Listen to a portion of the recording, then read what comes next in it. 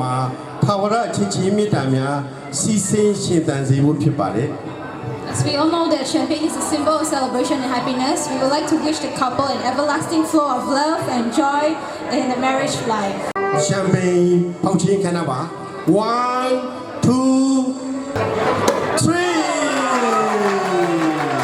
Okay နောက်ပါခင်ဗျာ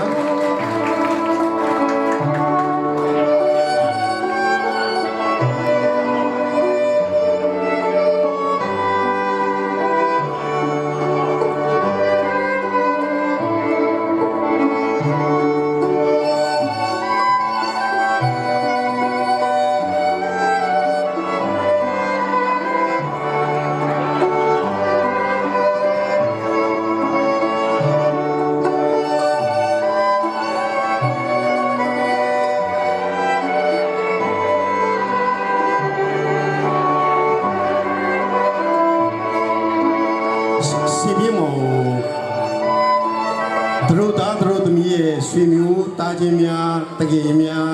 ဖိတ်ခေါ်ပါတယ်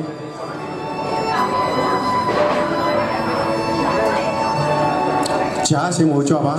တိမ့်တိမ့်စင်မို့ကြွပါကိုနိုင်စင်မို့ကြွပါကိုလူစိုးစင်မို့ကြွပါ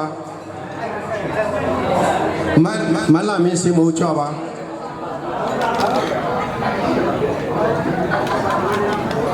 မန်နေကြီးစင်မို့ကြွပါကိုပိုင်စင်မို့ကြပါမမေမီစင်မို့ကြပါကိုတီစင်မို့ကြပါဘသူကြံသေးလဲဆွေမျိုးတွေကိုမျိုးဝင်းစင်မို့ကြပါကိုမျိုးဝင်းအမြန်ကြပါဟုတ်ကဲ့ခွက်ကလေးတွေကိုကင်ထားကြမယ်ကြွားရောက်လာတဲ့AP တပ်ပေါင်းကလည်းကျွန်တော်တို့ရန်စီအော်ဖို့အတွက်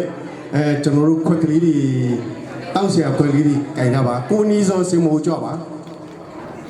အားလုံးစင်တင်ပြီဆိုပြီဆိုရင်ကျွန်တော်ရန်စီကျွန်တော်တို့ကဆူတောင်းပေးမှာဖြစ်ပါတယ်ခင်ဗျာဒီရန်စီရဆိုရင်မက်ကီဒီစင်မို့ကြပါတော့စင်မို့ခေါ်လိုက်ရှင်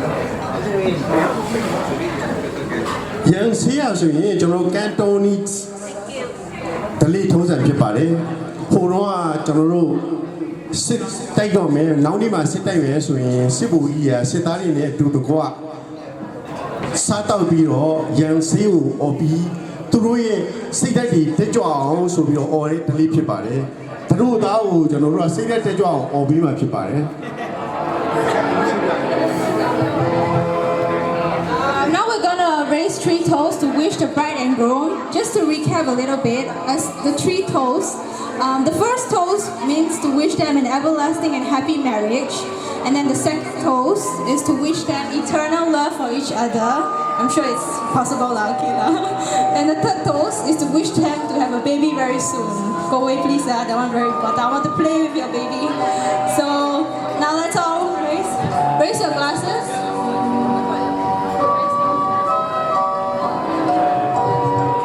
Along Jaya Lare, Peter Alone, Mimiro Tausia, the Ku, Kain Habiro Yansi, or was in the Mataya Pija Wakaya. We wish to invite all of you to stand and hold the glass in your hands. Along Saint David B, so in general, Patmauzo Yansi, Divio, Shipiabazi. Patmauzo, General Yansi, solution. The road Dana, the road Mia, and yet Tawara. ချမ်းသာဒုက္ခနဲ့ပြည့်စုံပြီးတော့အိမ်တော်ကြီးတိုင်ရပါစေဆိုတဲ့ဆန္ဒလေးနဲ့ကျွန်တော်တို့ဆုတောင်းတာဖြစ်ပါတယ်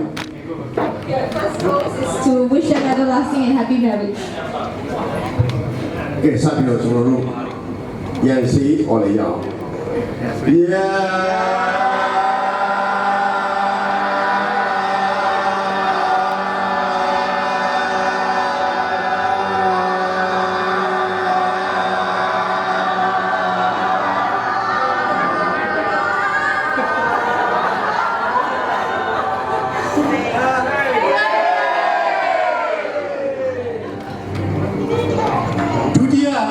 အော်မှာကတော့သူတို့သားနဲ့သူတို့သမီးတို့ဟာအဆုံးအစမရှိတဲ့ထာဝရချစ်ချင်းမေတ္တာတယောက်ပေါ်တယောက်ဖမ်းနိုင်ပါစေလို့ဆုတောင်းပေးတာဖြစ်ပါတယ် Second toast is to wish them everlasting and eternal love for each other. โอ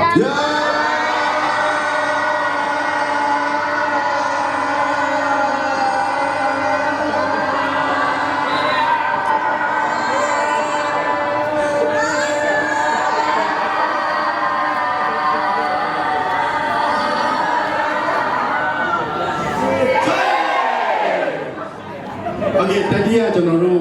ဆုတောင်းပေးမှာကတော့သူတို့သားနဲ့သူတို့သမီးဟာသားသမီးရတနာမကြခင်ရပါစေသားသမီးကကောင်းအကျိုးပေးပါစေ Third wish is for them to have a baby very soon. You want more of that? So another 9 months. Okay, ပြင်လို့ဒီမှာလေ Okay. Yeah.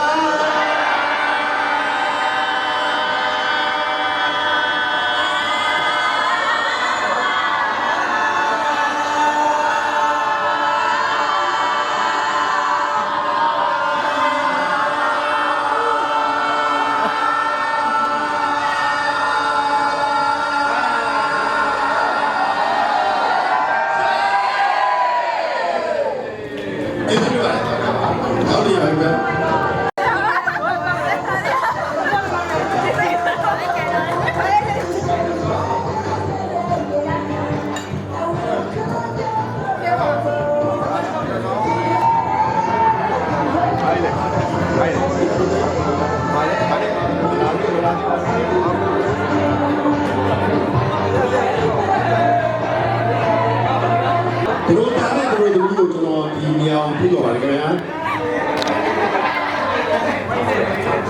Aku sih sebenarnya loh, cuma terus tarik terus miau, curi cek bimi, sih seperti mana? Cuma lo tersinya, mana ni? Cuma kunyit aja, mana ni cuma kunyit aja ya? Terus tarik terus miau, mesti sih bima. Blindfold both the bride and groom, and we're going to have them look for each other inside this room. Terus tarik terus miau, mesti sih bima.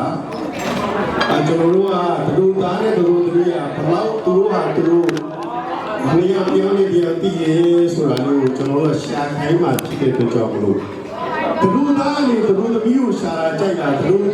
terus miau ni terus tahu syarat jaga. Terus tarik terus miau syarat. Orang cuma terus miau ni terus tahu syarat. Okay, siapa? Mana yang cuma ading kisah kaya? Okay.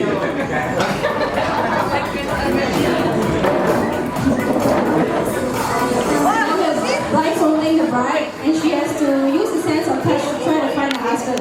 If she's confident that the hand she's holding is correct, then she has to give the guy a passionate kiss. Okay.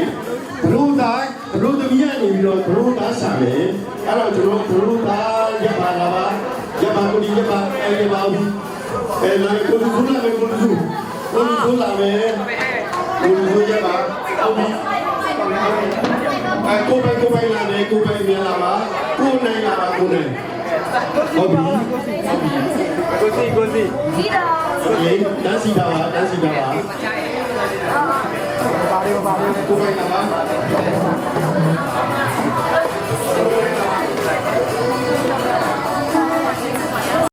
Dansi bawa.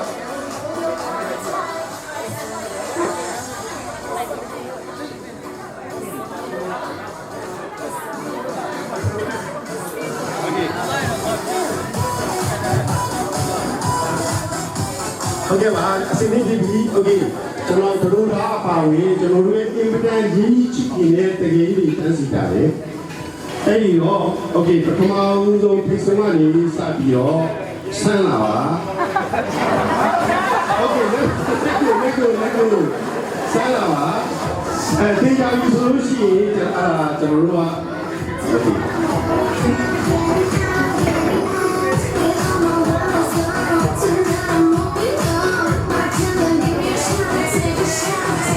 Okay, jangan terus tahu kiri sore, bapa dia punya kaki dengan jambat.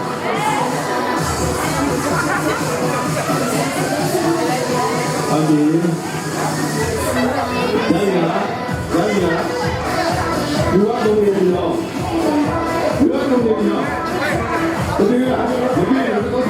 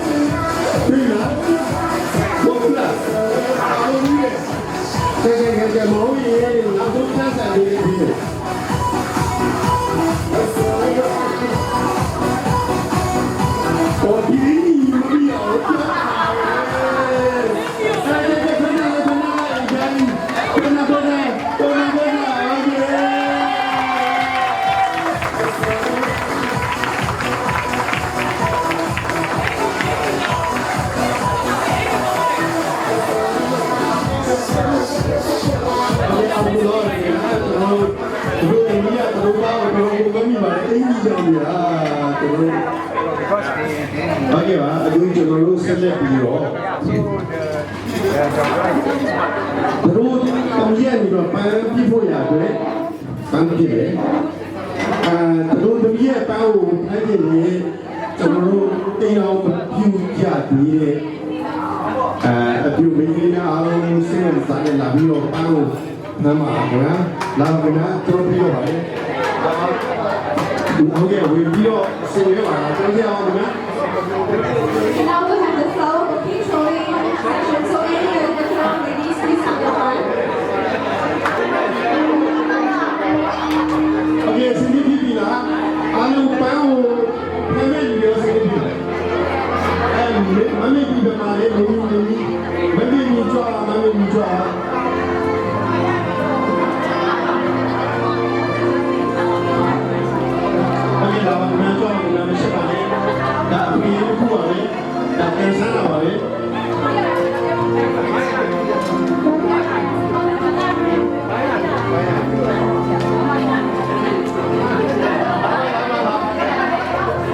Okay, Cindy Pipila. Okay, who will never, okay,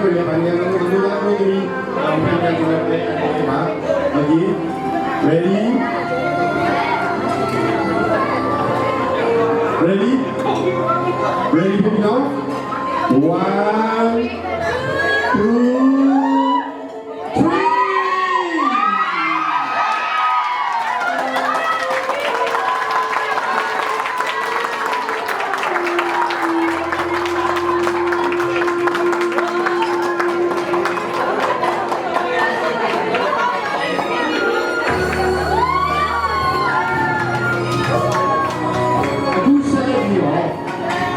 Aku select dia panggil mana? Kalau dia ini beli music dengan saya ni yang siapa sana tu? Aku kalau pilih panggil lo, lepas dia sumber itu kalau pilih apa le? Okay, lepas dia sumber itu apa kena dia? Okay, saya kalau sumber itu apa? Jadi siapa dia? And now we invite couples that are already married to show up.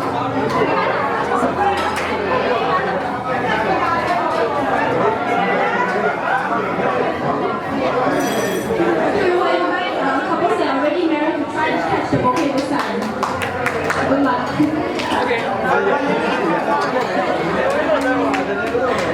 Okay, penetration là cái nào penetration cô vi siêu cho bà. Tôi đi khó cái nào tôi đi ngủ biết có bà. Okay, abio wa cái nào em đang mà ta cho nó rồi suy nghĩ là mà trái đi nào bà. Okay, bà tu sao cũng biết là biết có bà rồi nào okay bà là bà cho bà tu mình là nó là yên rồi bà đấy. Cái là bà okay ya đi. Penetration là cái nào okay. Là tôi tôi lý về. Chỉ biết là bà cái nào là bà.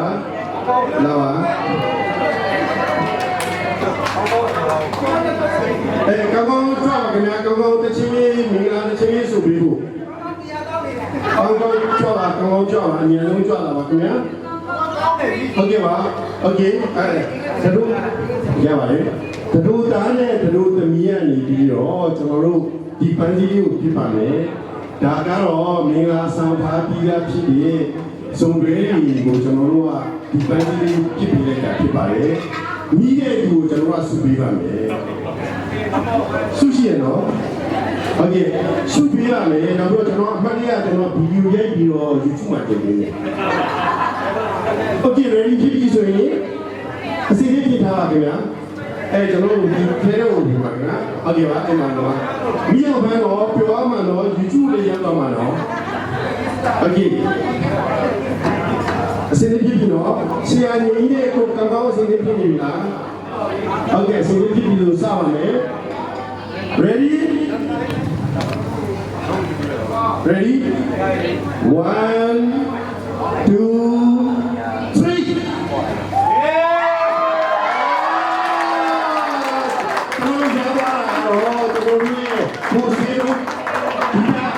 ကျွန်တော်တို့ဒီကမှုဖြစ်တဲ့ဥကြော်ကြွားရတော့ပါလေအဲ့တော့ကျွန်တော်ဥကြော်ကြွားတို့ဇုံတွေအစင်းကိုကြောက်ပါလားဟုတ်ကဲ့ဆီးတယ်ဟုတ်ကဲ့ဆီးချင်းမှာတို့လားကျွန်တော်ဆီးလေးပြပါတို့သားနဲ့တို့သမီးကနေပြီးတော့ဆီးလေးချင်းမှာလေခင်ဗျာဟုတ်ကဲ့ဆရာကြီးကိုဆီးလေးဖြစ်ပြီဆိုရင်ဟုတ်ကဲ့ဆီးချင်းမှာခင်ဗျာဟုတ်ကဲ့ဆီးလိုက်ကမှာဒီလိုမျိုးပြန်မှာလေပွားလို့မရရအောင်ကျွန်တော်တို့ YouTube တင်လို့ရအတွက်ဥစ္စာတော်လို့ဆိုရဲကိုသူတို့မင်္ဂလာဆောင်တော့အတိုင်းကျွန်တော်တို့ဒီညမှာလမ်းလျှောက်ခိုင်းပါမယ်။အဲ့ဒါလို့မလျှောက်ပါဘူးသူတို့ကမင်္ဂလာတစ်ချိန်လေးလမ်းလျှောက်ပါပါ။ဥစ္စာတော်လို့ဆိုရဲကိုကြောက်ပါများ။ Okay လည်းဒီလိုချက်ပါပါ။ဒီမှာဘယ်လိုရောက်ပြပေးတယ်လား။ဘုမထားလိုက်တယ်လည်းပြီးချက်။ဟုတ်ကဲ့လည်းချက်တော့ပါဟုတ်ပါပြီ။ချင်းကြီးလေးကိုတော့ဘာတစ်ချင်းနဲ့ချင်းနေပြီလို့ဒီကျွန်တော်ဘာတစ်ချင်းနဲ့လဲโอเคအခါပြန်ပြီးတော့အခါတော့မင်းနေလမ်းလျှောက်ပြရမယ်အဲ့လိုလမ်းလျှောက်ပြရအောင်လေတခါလေး YouTube ကိုတင်ပေးမယ်ကဲဆက်လိုက်ကြပါဗျာ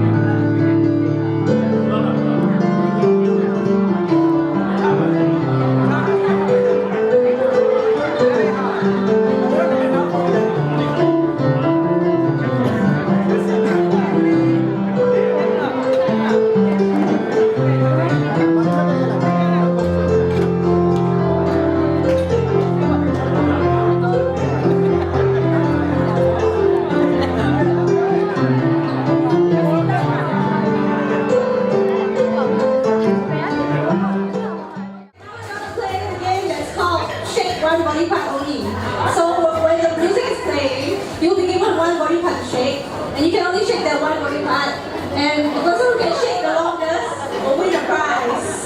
So come on. အဲ့တော့ခေါင်းကဘယ်လိုလုပ်မလဲအော်ခေါင်းကသူဂျူရီရအေးပါဂျူရာအော်ပါပြီကိုပိုင်ကခေါင်းလုပ်ပဲဟုတ်ကဲ့နာမည်လေးပြရစီအော်မတ်တစင်ဝင်ရဘာလို့ဖုန်းလေးလုပ်တယ်အခုံးလေးပဲလုပ်ရမယ်နော်ဘာမှမလုပ်အောင်လုပ်ဘယ်လိုလုပ်ရမလဲโอเคကိုတီစားအော်ပြောလာတယ်โอเคကိုတီစားဘာလုပ်မလဲဘာလုပ်နေကြလဲ Back side, back side. ကိုတီစားတော့ကြိုက်တယ်မဆိုင်ဘူးမရဘူးမရ ကိုမင်းမင်းနဲ့ မမရဘူးပါဆိုင် ကိုမင်းမင်းနဲ့ဘာလုပ်မလဲ ဘိုက်လုပ်တယ်ဘိုက်လုပ်တယ် ဘိုင်လုပ်မယ်နော်ကိုတီစားခြေတော်ကလေးပဲလုပ်ခြေတော်ကလေးပဲလုပ် ကိုဒီမမရဘူးပါဆိုင်မဆိုင် လူတွေကနောက်ဆုံးအတိဆွဲရှိတော့ကျွန်တော်ဆုပေးနေတယ်။အခုတို့သားတဲ့တို့သမီးကိုအောက်မှာနေရာပေးပါလေ။တို့သားကိုလေထိုင်ကုန်လေးပြလိုက်ပါ။ဟုတ်ကဲ့။ကဲစားလို့ရပါပြီလားခင်ဗျာ။စားမယ်စီရပါလား။ဟုတ်ကဲ့။ကျွန်တော်1 2 3ခေါ်ပြီးမယ်နော်စားလိုက်နော်။ဟုတ်ကဲ့။ကျွန်တော်စားလိုက်ကြအောင်ပြောစရာလေး1 2 3လုပ်ပြီး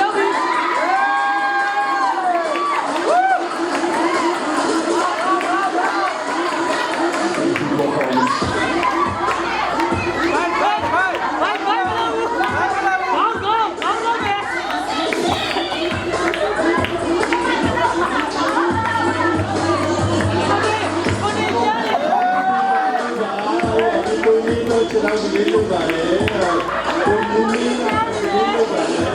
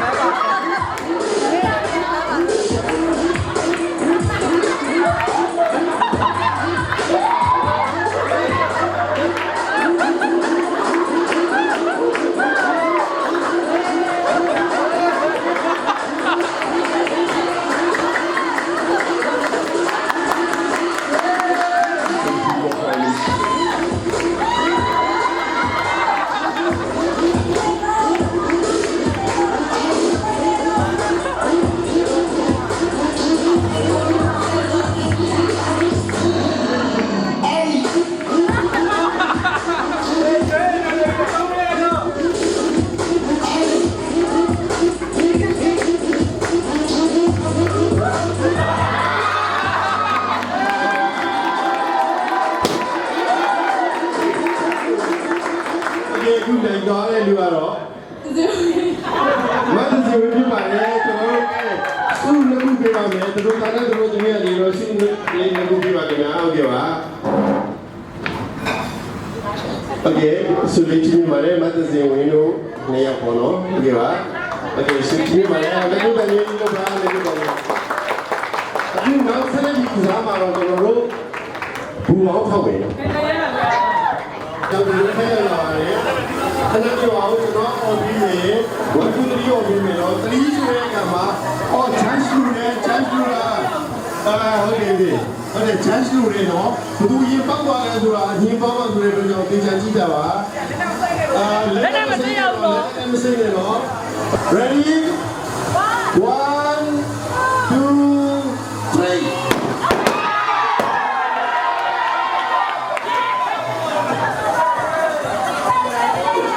ကိုယ်ကတို့သားနဲ့တို့ကိုမြည်ရဲ့စူးချင်းနာကိုဟာနှစ်ယောက်ပေါင်းမှတလုံးဝေးရမှာနော်ဟောဒီတစ်ခုတော့ကြပါဒီတစ်ခုပါဟုတ်ကဲ့ပါဟုတ်ကဲ့ပါစစ်ကြည့်ပါလေအခုဒီကြည့်ရတဲ့မှာအလုံးမတည့်ရကြပါခင်ဗျာအလုံးမတည့်ရပြီးတော့ရှေ့ကိုကြွကြပါအလုံးရှေ့ကြပါနောက်ဆုံးကြိမ်လေးဖြစ်ပါလေတကယ်ပြောရှင်ရပါလိမ့်မယ်တို့သားနဲ့တို့သမီးကစကားပြောပြီးတော့ကျွန်တော်တို့ရဲ့ဒီမင်္ဂလာပွဲလေးအောင်မြင်သွားတယ်ဆိုတော့သူပြောမယ်အစီအစဉ်လေးနဲ့ကျွန်တော်တို့ကပြောပြောရှိရှိကပ်ပြီးတော့ပွဲလေးကိုနောက်ဆုံးပိတ်သိမ်းလိုက်မယ်အစီအစဉ်လေးဖြစ်ပါတယ် This is the last program for our weddings. So please support us to whoever want to dance, join with us. Please come to the stage. Please come to the stage. Whoever want to dance. Maricela, yeah, here also. Yeah, အကုန်လုံးကျွန်တော်တို့လာပြီးတော့ဒီမှာဆက်ပေါ်လို့တဲ့တကယ်ချင်းအားလုံးမိတ်ဆွေအားလုံးကိုအထူးကျေးဇူးတင်ပါတယ်ဒီ program လေးနဲ့ကျွန်တော်တို့အားလုံးပြောပြမှနှုတ်ဆက်ပါမယ်